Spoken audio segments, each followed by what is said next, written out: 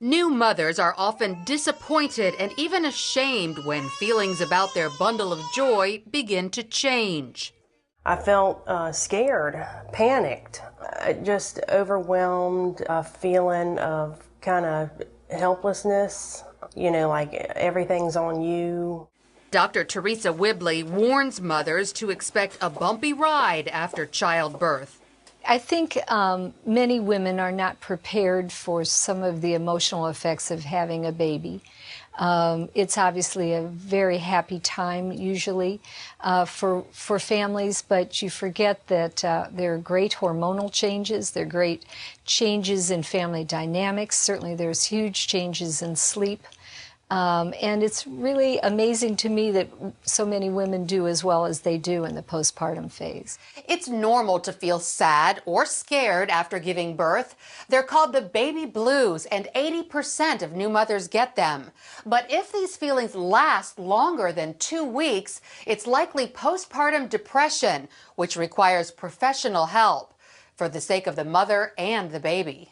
Children of depressed moms lag behind other children. And if those mothers don't seek help, it can cause problems for kids, such as delayed language development, difficulty bonding with people, behavioral problems like increased crying, anger, and difficulty regulating their emotions.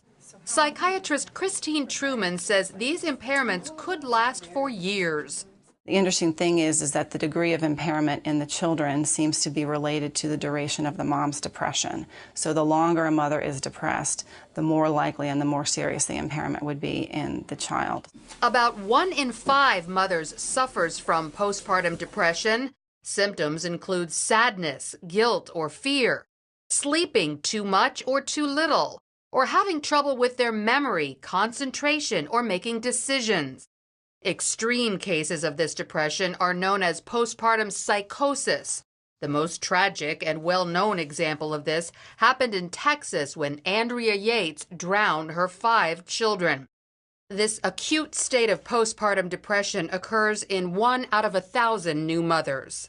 A mother experiences extreme agitation, extreme mood swings, confusion about what's real, disorientation, disorganized thoughts or speak, and often hallucinations and delusions. It's really an emergency situation. Many new moms don't realize they have postpartum depression, so it's often up to people around them to recognize the warning signs and urge them to get help.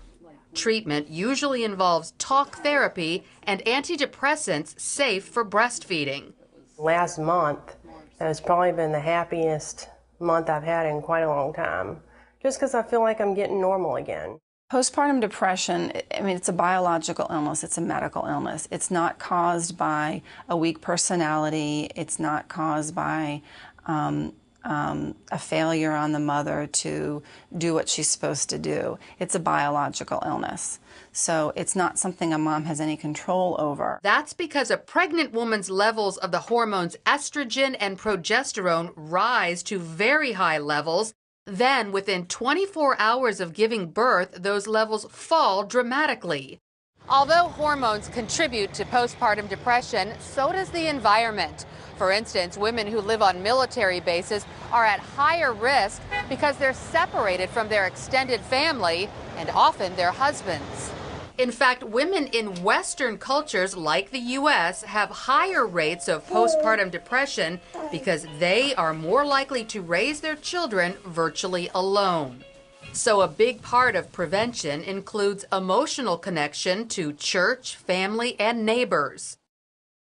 Likewise, people who reach out to new moms can make a big difference in their lives by bringing food, babysitting, or helping with the housework. It's just the right thing to do. I feel better as a person helping out somebody else. They really appreciate it. Just those couple hours, it gives them a little reprieve that they can feel like they can do it all themselves again. So while motherhood is a blessing, it's not always easy. But paying attention to how mom is feeling can avoid heartache for her and her baby. Lori Johnson, CBN News.